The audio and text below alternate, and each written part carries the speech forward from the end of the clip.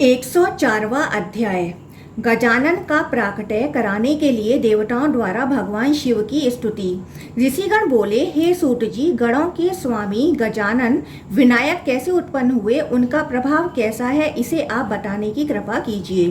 सूत जी बोले, हे द्विजों, इसी बीच इंद्र तथा उपेंद्र सहित देवतागण एकत्र होकर दैत्यों के धर्म में विघ्न करने के लिए प्रवृत्त हुए। हे विप्रों, वह विचार करने लगे कि असुर, यातुधान, क्रूर कर्म वाले राक्षस तथा पृथ्वी पर जो अन्य तमोगुणी तथा रजोगुणी लोग हैं, उन्होंने अविघ्नता पूर्वक कार्य करने हेतु यज्ञ, दान आदि के द्वारा महेश्वर ब्रह्मा तथा विष्णु की सम्यक पूजा करके अभीष्ट वर प्राप्त कर लिया है। अतः हे सुरश्रेष्ठों, सर्वदा हम लोगों का पराभव हो रहा है।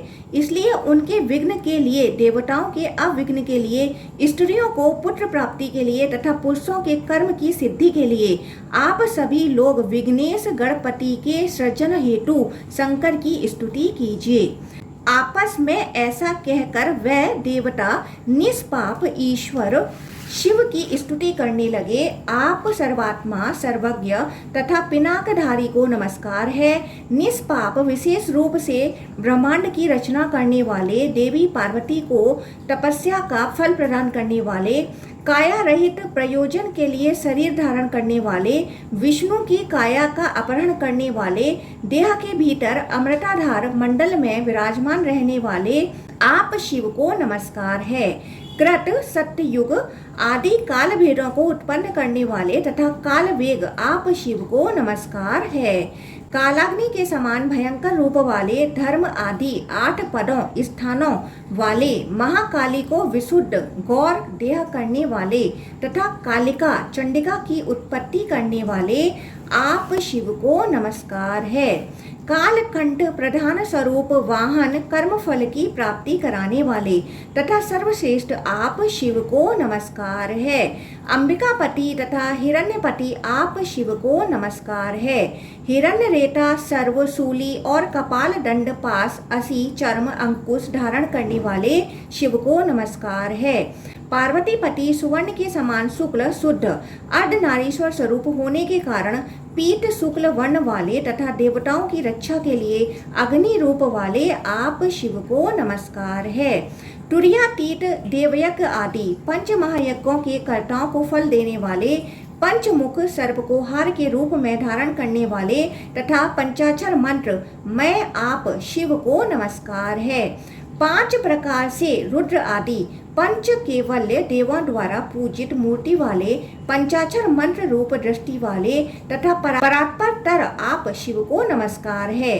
आकार आदि 16 स्वरमय वज्र के समान अभेद अंगों तथा मुख वाले, अक्षर रूप वाले, का से प्रारंभ होने वाले 5 अक्षर रूप हाथ वाले, च आदि 5 वर्ण रूप हाथ वाले, ट आदि 5 वर्ण रूप पाद वाले, त आदि 5 वर्ण रूप पाद वाले, प आदि 5 वर्ण रूप मेड़ लिंग वाले, या कारमय अंग संबंधी 7 धातुओं को धारण करने वाले आप रुद्र को नमस्कार है।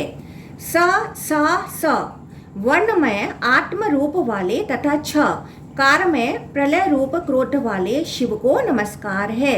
ल व रेफ ह ल 5 वर्ण रूप हृदयों वाले तथा निरंग आप शिव को नमस्कार है। सभी प्राणियों के हृदय में अनाहत ध्वनि करने वाले, भक्तों के द्वारा भ्रुवों के मध्य सदा दिखाई देने वाले, अत्यंत भानु, सर्व प्रकाशक, सूर्य चंद्र अग्नि रूप नेत्र वाले, परमात्मा स्वरूपी, तीनों गुणों से ऊपर स्थित तथा तीर्थ रूप पाद वाले आप शिव को नमस्कार है। तीर्थ रूप तत्व वाले, सार स्वरूप, तीर्थ फल रूप और उस तीर्थ फल के भी अधिष्ठाता आप शिव को नमस्कार है। रक, यजु, सामवेद स्वरूप तथा ओंकार स्वरूप शिव को बार बार नमस्कार है। ब्रह्मा विष्णु हर 3 प्रकार के रूप को धारण करके प्रणवानंत नाद में तुर्या रूप से स्थित रहने वाले, पीत कृष्ण रक्त वर्ण वाले, अपरिमित तेज वाले, ब्रह्मांड के बाहर क्रम से 5 प्रकार से जल आदि 5 स्थानों में स्थित रहने वाले और ब्रह्मा विष्णु कुमार स्वरूप आप शिव को बार बार नमस्कार है। अंबिका के परमेश्वर तथा सबके ऊपर विचरण करने वाले आप शिव को नमस्कार है। मूल सूक्ष्म स्वरूप वाले तथा स्थूल सूक्ष्म स्वरूप आप शिव को नमस्कार है। समस्त संकल्पों से रहित, सबसे रक्षित, गुप्त, आदि मध्य अंत से रहित तथा ज्ञान में स्थित आप शिव को बार बार नमस्कार है।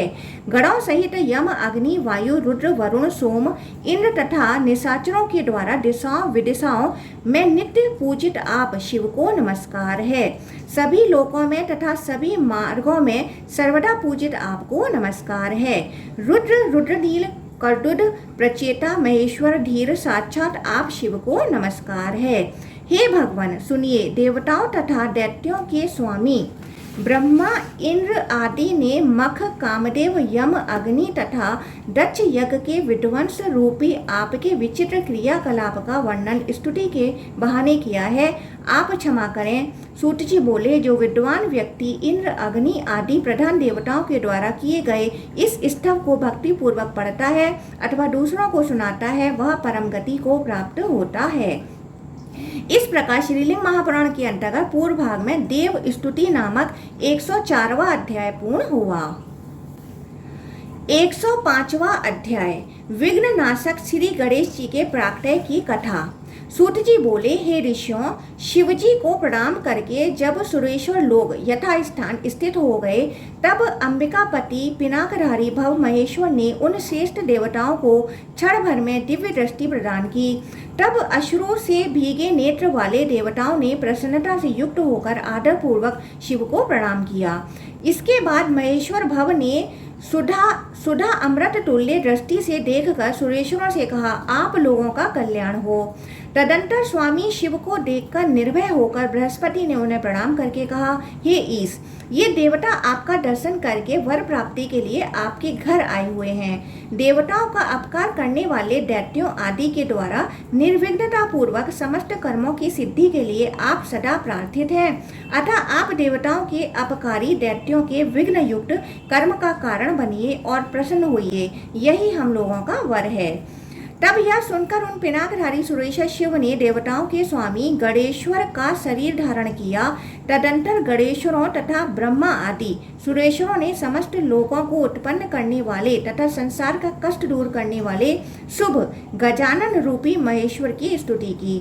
इसके बाद अंबिका पार्वती ने हाथी के समान मुख धारण किए हुए और हाथों में त्रिशूल तथा पास लिए हुए समस्त लोकों के उत्पादक कल्याणकारी गजानन को जन्म दिया। उस समय सिद्धों, मुनियों, आकाशचार्यों तथा देवताओं ने पुष्प वृष्टि की। तब सुरेश्वरों ने आलस रहित होकर एक दंत महेश्वर गणेश को प्रणाम किया तथा उनकी स्तुति की। उस समय उन्हें शिव से उत्पन्न विचित्र वस्त्र आभूषणों से अलंकृत तथा सभी मंगलों का आलय महेश्वर पुत्र वह बालक गजानन मूर्तिमान सुंदर भैरव की भांति स्थित होकर पिता शिव तथा माता की वंदना करके नृत्य करने लगा। उत्पन्न हुए पुत्र को देखकर भगवान सर्वेश्वर भव ने गजानन के लिए सभी जात कर्म आदि संस्कारों को स्वयं किया।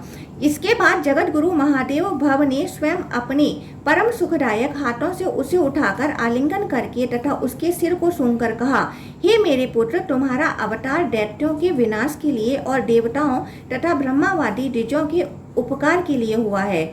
जिसने पृथ्वी तल पर दक्षिणा विहीन यज्ञ किया है, तुम स्वर्ग पथ में स्थित रहते हुए उसके धर्म में विघ्न डालो। इस पृथ्वी तल पर जो अन्याय पूर्वक अध्ययन, अध्यापन, व्याख्यान तथा अन्य कर्म करता हो, उसके प्राणों को तुम सदा हरते रहो। हे नरश्रेष्ठ, हे प्रभु, वर्ण से च्युत तथा अपने धर्म से रहित पुरुषों एवं स्त्रियों के प्राणों को हर लो। हे विनायक, जो स्त्रियां तथा पुरुष सदा काल रूप तुम्हारी पूजा करें, तुम उन्हें अपना साम्य प्रदान करो। हे बाल गणेश्वर, तुम इस लोक तथा परलोक में पूजित होकर युवा और वृद्ध भक्तों की रक्षा संपूर्ण प्रयत्न से करो। तुम तीनों लोकों में सर्वत्र विघ्न गणेश के रूप में पूजनीय तथा वंदनीय होगे, इसमें संशय नहीं है।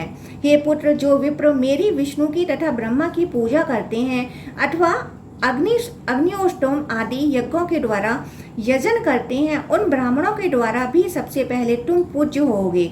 तुम्हारी पूजा ना करके जो कल्याण के लिए श्रौत स्मार्ट लौकिक कर्म करेगा, उसका मंगल अमंगल के रूप में परिवर्तित हो जाएगा।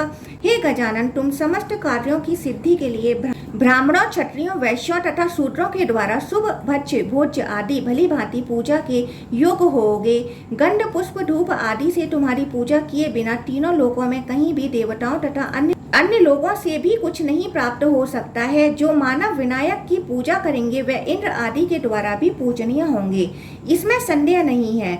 यदि फल की इच्छा रखने वाले तुम्हारी पूजा नहीं करते हो तो वह चाहे ब्रह्मा विष्णु स्वयं, मैं, इंद्र अथवा अन्य देवता ही क्यों ना हो, उन्हें तुम विघ्नों से बाधित करो। तब प्रभु गणपति ने विघ्न गणों को उत्पन्न किया और वे गणों के साथ शिवजी को नमस्कार करके उनके आगे खड़े हो गए। उसी समय से लोग इस लोक में गणपति की पूजा करने लगे और वे गणेश्वर दैत्यों के धर्म में विघ्न डालने लगे। हे ऋषियों, मैंने आप लोगों को स्कंद कार्तिकेय के अग्रज की उत्पत्ति का संपूर्ण आख्यान बता दिया। जो इसे पढ़ता है, सुनता है अथवा सुनाता है वह सुखी हो जाता है। इस प्रकार श्रीलिंग महापुराण के अंतर्गत पूर्व भाग में विनायक उत्पत्ति नामक 105वां अध्याय पूर्ण हुआ।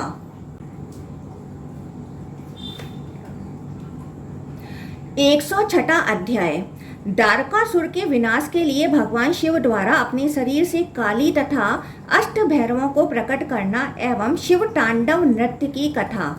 ऋषिगण बोले, हे सूत जी, हम लोगों ने स्कंद के अग्रज का प्रादुर्भाव तो सुन लिया।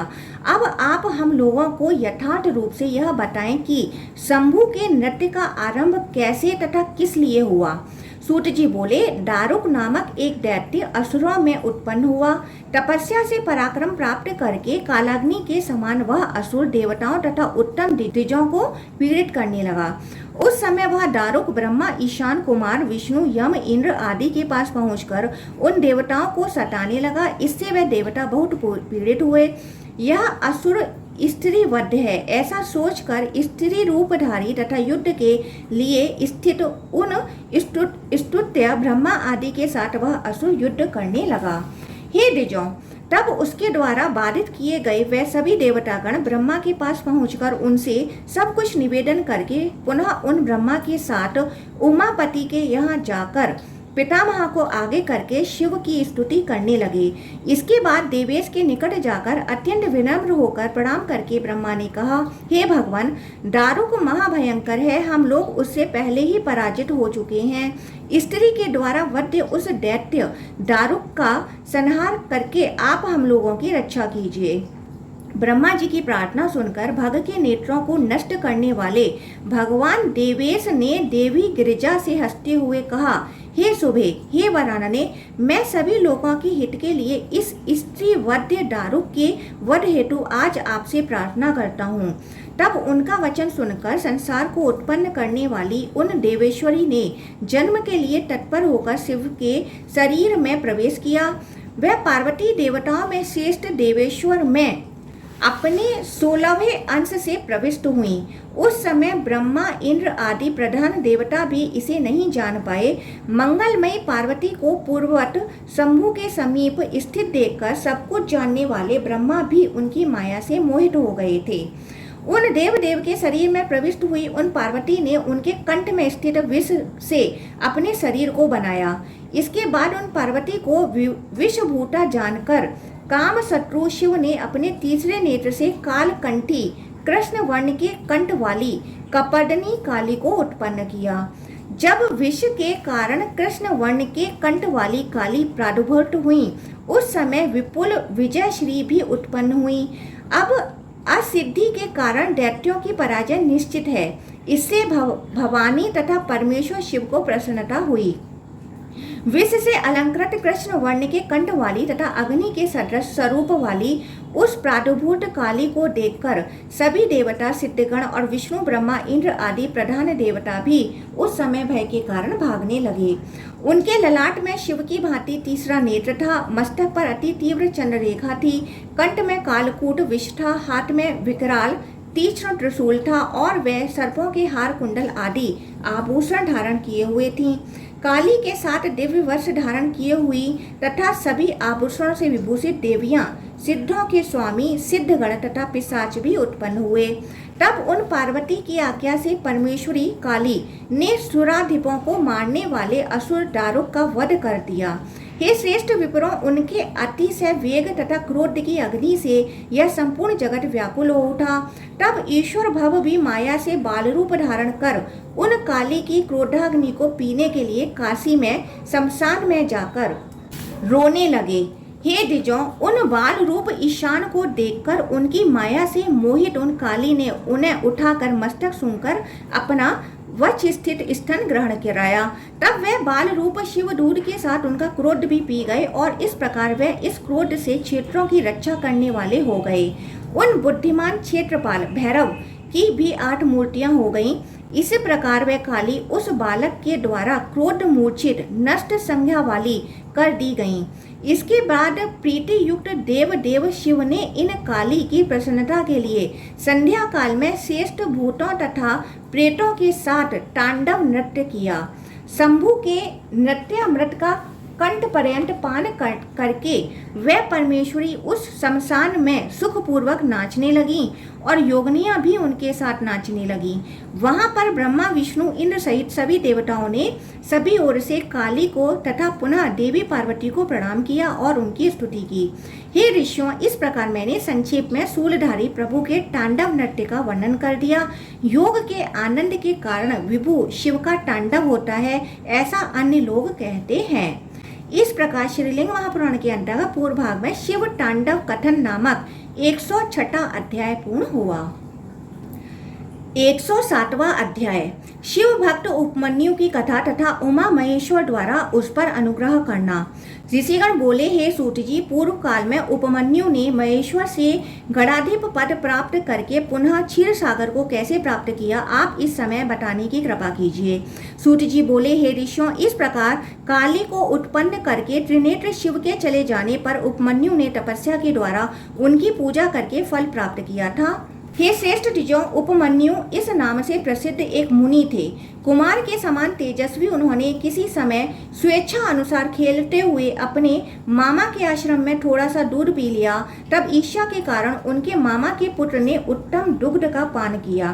तब इच्छा अनुसार दुग्ध पीकर उसे पास में खड़ा देखकर उपमन्यु ने अपनी माता से कहा, हे मात, हे महाभागे, हे तपस्विनी, आप मुझको गाय का दुग्ध दीजिए जो अत्यंत स्वादिष्ट हो, गर्म हो तथा अल्प ना हो। मैं आपको नमस्कार करता हूँ। सूत जी बोले, इस प्रकार पुत्र के द्वारा स्नेह पूर्वक कही गई वह बात सुनकर माता आदर के साथ पुत्र का आलिंगन करके दुखित हो गई और अपनी निर्धनता का स्मरण कर व्याकुल होकर विलाप करने लगी। हे द्विजों, बार बार दूध का स्मरण करके महातेजस्वी उपमन्यु भी माता से रोते हुए यही कहते थे, मुझे दो, मुझे दो।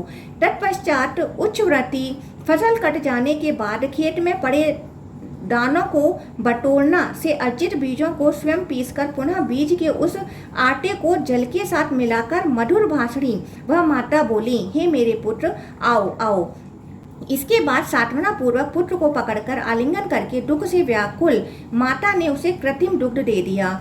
तब माता के द्वारा दिए गए उस कृत्रिम दुग्ध को पीकर द्विजश्रेष्ठ उपमन्यु ने अति विहल होकर माता से कहा, यह दूध नहीं है। तब दुख से भरी हुई उस माता ने बालक की ओर देखकर उसका मस्तक सूंघकर अपने हाथ से पुत्र के कमल सदृश विशाल नेत्रों को पोंछकर कहा, हे पुत्र, जो शिव के प्रति भक्ति रहित है वह भाग्यहीन लोग रत्नों से परिपूर्ण तथा स्वर्ग पाताल में गोचर होने वाली नदियों को नहीं देख पाते हैं। शिवजी जिनके ऊपर सदा प्रसन्न नहीं रहते हैं वह लोग राज्य, स्वर्ग, मोक्ष और दुग्ध से बने हुए भोजन तथा अन्य प्रिय वस्तुओं को नहीं प्राप्त कर सकते हैं। शिवजी की कृपा से ही सब कुछ प्राप्त होता है, अन्य देवताओं की कृपा से नहीं। अन्य देवताओं में परायण रहने वाले दुख से व्यतीत होकर संसार चक्र में भ्रमण करते रहते हैं। हम लोगों को दूध कैसे मिल सकता है, क्योंकि हम लोगों ने महादेव की पूजा नहीं की है। हे पुत्र, शिव को उद्देश्य करके पूर्व जन्म में जो कुछ समर्पित किया जाता है वही प्राप्त होता है। विष्णु अथवा अन्य देवता को उद्देश्य करके देने पर कुछ नहीं प्राप्त होता है।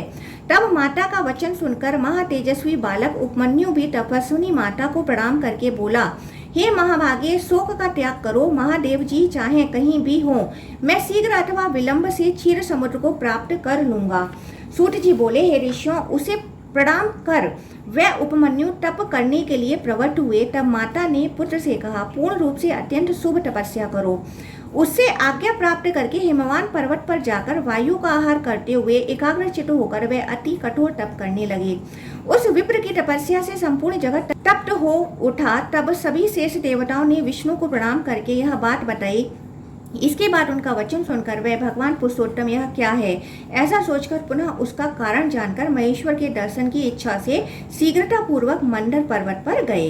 शिव को देखकर उन्हें प्रणाम करके विष्णु ने हाथ जोड़कर यह कहा, हे भगवान, उपमन्यु नाम से प्रसिद्ध किसी ब्राह्मण ने दुग्ध के लिए अपनी तपस्या से सबको जला डाला, आप उसे रोकिए। इसके अनंतर पिनाकधारी देव परमेश्वर ने इंद्र का रूप धारण कर वहां जाने का विचार किया।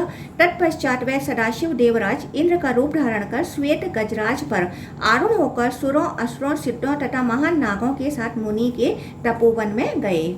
उनके साथ ही उस हाथी पर चढ़कर सूर्यदेव अपने बाएं हाथ में बाल व्यजन तथा दाएं हाथ में श्वेत छत्र लेकर सची सहित सुरेंद्र की सेवा कर रहे थे। उस समय उमा सहित शक्र रूपी भगवान सदाशिव श्वेत छत्र से उसी तरह सुशोभित हो रहे थे जैसे चंद्रबिंब से मंडर पर्वत सुशोभित होता है। इस प्रकार इंद्र का स्वरूप धारण करके परमेश्वर उस उपमन्यु पर अनुग्रह करने के लिए उसके आश्रम में गए। हे मुनिवरों, इंद्र रूपधारी उन परमेशांत शिव को देखकर सिर झुकाकर प्रणाम करके मुनि उपमन्यु ने स्वयं कहा, मेरा यह आश्रम पवित्र हो गया, क्योंकि देवताओं के स्वामी जगतपति भगवान प्रभु इंद्र सूर्य के साथ यहाँ स्वयं आए हुए हैं। ऐसा कहकर हाथ जोड़कर खड़े हुए द्विज को देखकर इंद्र रूपधारी शिव गंभीर वाणी में बोले, हे सुव्रत, मैं तुम्हारे इस तप से प्रसन्न हो गया हूँ, वर मांगो। हे ऋषि धौम्य के अग्रज, हे महामते, मैं तुम्हें समस्त अभीष्ट प्रदान करता हूँ। तब शक्र रूपी शिव के द्वारा ऐसा कहे जाने पर मुनि शेष ने हाथ जोड़कर कहा, मैं शिव में भक्ति का वर मांगता हूँ।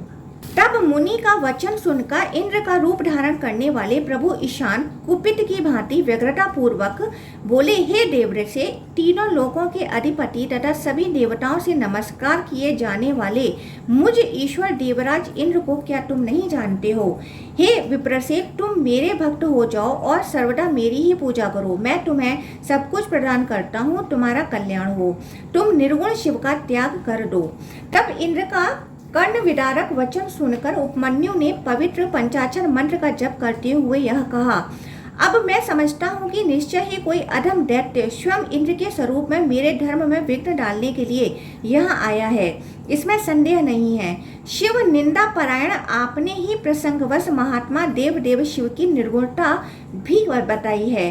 अधिक कहने से क्या लाभ। मैंने आज अनुमान किया है कि पूर्व जन्म में किया हुआ मेरा कोई महापाप अवश्य है, जिसके कारण मैंने शिव की निंदा सुनी है। जो शिव की निंदा सुनकर उसी क्षण उस शिव निंदक को मारकर अपने शरीर को त्याग देता है, वह शिव लोक को जाता है।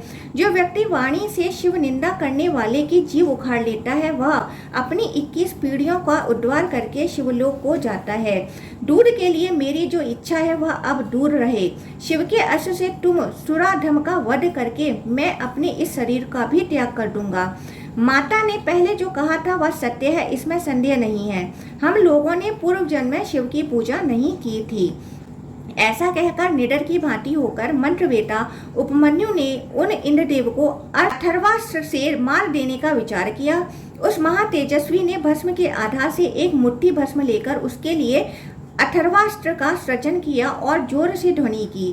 तब आग्नेय धारणा का ध्यान करके अपने देह को सूखे ईंधन की तरह जलाने के लिए वह अव्यय तेजस्वी खड़ा हो गया।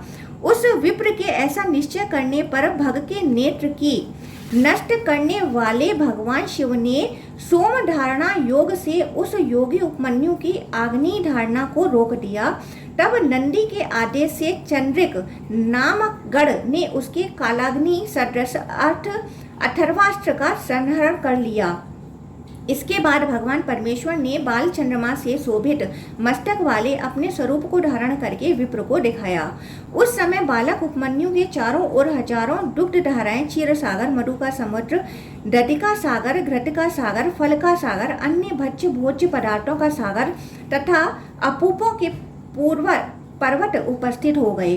तदंतर दयालु भगवान शिव ने मुस्कान युक्त गिरिजा को देखकर तथा बंधुजनों से घिरे हुए उपमन्यु की ओर दयापूर्वक देखकर मुस्कुराकर उससे कहा, हे मेरे पुत्र, तुम अपने बांधवों के साथ इच्छा अनुसार भोगों का उपभोग करो। हे उपमन्यु, हे महाभाग, देखो ये पार्वती तुम्हारी माता है। मैंने आज तुम्हें अपना पुत्र बना लिया है और तुम्हें क्षीर सागर, मधु सागर, दधि सागर, घृत तथा ओदन का सागर, फलों का सागर, लेह पदार्थों का सागर, अपूपों के पर्वत तथा भक्ष्य भोज्य पदार्थों का सागर प्रदान किया है। हे मुने, सभी लोगों के पिता महादेव तुम्हारे पिता हैं और जगत जननी महाभागा पार्वती तुम्हारी माता है, इसमें संदेह नहीं है। मैंने तुम्हें अमृतत्व तथा शाश्वत गणपति प्रदान कर दिया। अब तुम अन्य वरों को भी मांग लो, मैं तुम्हें दूंगा, इसमें तुम्हें संदेह नहीं करना चाहिए। ऐसा कहकर महादेव विभु शिव ने उसे दोनों हाथों से उठाकर उसका सिर सूंघकर पुनः उसे देवी पार्वती को दे दिया। हे श्रेष्ठ ऋषियों, तब अपने पुत्र को देखकर गिरिराज पुत्री देवी पार्वती ने प्रसन्न होकर उसे योग, ऐश्वर्य तथा ब्रह्म विद्या प्रदान की। उसने भी उन पार्वती जी से वर तथा शाश्वत कुमारत्व प्राप्त करके हर्ष के कारण गदगद वाणी से महादेव की स्तुति की और इसके बाद हाथ जोड़कर विरजेक्षण सात्विक जनों पर दृष्टि डालने वाले वरेण्य शिव को बार बार प्रणाम करके वर मांगा। हे देव देवेश, प्रसन्न होइए। हे महादेव, आप में मेरी अव्यभिचारिणी श्रद्धा रहे तथा सर्वदा आपका सानिध्य प्राप्त हो। तब उसके ऐसा कहने पर शंकर जी हंसते हुए उस विप्र को वांछित वर प्रदान करके वहीं पर अंतर्धान हो गए। इस प्रकार श्रीलिंग महापुराण के अंतर्गत पूर्व भाग में उपमन्यु चरित्र नामक 107वां अध्याय पूर्ण हुआ। 108वां अध्याय भगवान श्री कृष्ण का गुरु उपमन्यु के आश्रम में जाना और उनसे पाशुपत ज्ञान प्राप्त करना तथा पाशुपत व्रत का महात्मा। ऋषिगण बोले, अक्लिष्ट कर्म वाले वासुदेव श्री कृष्ण ने धौम्य के ज्येष्ठ भ्राता उपमन्यु का दर्शन किया था और उनसे दिव्य पाशुपत व्रत ग्रहण किया था। हे सूत जी, बुद्धिमान श्री कृष्ण ने उनसे यह ज्ञान कैसे प्राप्त किया, उस पाप नाशनी कथा को बताने की कृपा कीजिए। सूत जी बोले, हे ऋषियों, सनातन वासुदेव अपनी इच्छा से अवतीर्ण हुए थे, फिर भी उन्होंने मानव रूप की निंदा करते हुए देह शुद्धि की थी। भगवान श्री कृष्ण पुत्र प्राप्ति हेतु तप करने के लिए उपमन्यु के आश्रम में गए और उन्होंने वहां उन मुनि का दर्शन किया। हे द्विजों, उन धौम्याग्रज को देखकर अत्यंत सम्मान के साथ उनकी 3 बार प्रदक्षिणा करके श्री कृष्ण ने उन्हें नमस्कार किया। उन मुनि के अवलोकन मात्र से बुद्धिमान श्री कृष्ण का संपूर्ण देह जनित तथा कर्म जनित मल नष्ट हो गया। हे विपेंद्रो, महातेजस्वी उपमन्यु ने भस्मोद्दलन करके प्रसन्नचित्त होकर क्रम से अग्नि, वायु आदि मंत्रों के द्वारा उन्हें दिव्य पाशुपत ज्ञान प्राप्त किया। हे द्विजों, मुनि की कृपा से वह श्री कृष्ण पाशुपत व्रत में मान्य हो गए। अपनी तपस्या से 1 वर्ष के अंत में पार्वती तथा गणों सहित अव्यग्र देव महेश्वर का दर्शन करके उन्होंने अपना पुत्र प्राप्त किया। उसी समय से प्रशस्त व्रत वाले दिव्य मुनिगण तथा पाशुपति के सभी भक्त सदा उन कृष्ण को घेर कर स्थित रहने लगे। हे ऋषियों, सदा सभी प्राणियों की मुक्ति के लिए मैं अन्य व्रत को भी बताऊंगा। सुवर्णमयी मेखला परिनालिका बनाकर उसके आधार दंड धारण, जल निवारक बाहरी भाग, पिंडिक, लिंग, व्यंजन, दीक्षा दंड, यह सब सोने का बनाना चाहिए। साथ ही मसी पात्र युक्त लेखनी, छुरी सहित कैंची तथा जल पात्र भी स्वर्ण में बनाकर इन सभी सामग्रियों को भस्म से उद्धूलित शरीर वाले पुरुषों के द्वारा या स्त्री के द्वारा किसी पशुपति भक्त को दे दिया जाना चाहिए। बुद्धिमान व्यक्ति को चाहिए कि अपने धन सामर्थ्य के अनुसार सोने, चांदी अथवा तांबे की ही सामग्री समर्पित करे और उस योगी की पूजा करे।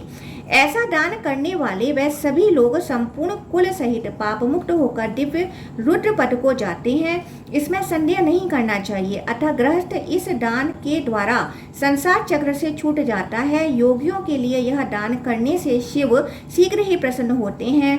यदि कोई उत्तम मोक्ष चाहता हो तो उसे भव्य राज्य, पुत्र, धन, अश्व, यान, यहाँ तक कि सर्वस्व का दान कर देना चाहिए। इस अनित्य शरीर से भव्य, नित्य, शाश्वत तथा संसार सागर से पार करने वाले पाशुपत व्रत को प्रयत्न पूर्वक अवश्य सिद्ध करना चाहिए। हे ऋषियों, मैंने संक्षेप में आप लोगों को यह सब बता दिया। जो इसे पढ़ता है अथवा सुनता है वह विष्णु लोक को जाता है, इसमें संशय नहीं है। इस प्रकार श्रीलिंग महापुराण के अंतर्गत पूर्व भाग में पाशुपत व्रत महात्मा वर्णन नामक 108वां अध्याय पूर्ण हुआ। श्री लिंग महापुराण का पूर्व भाग पूर्ण हुआ।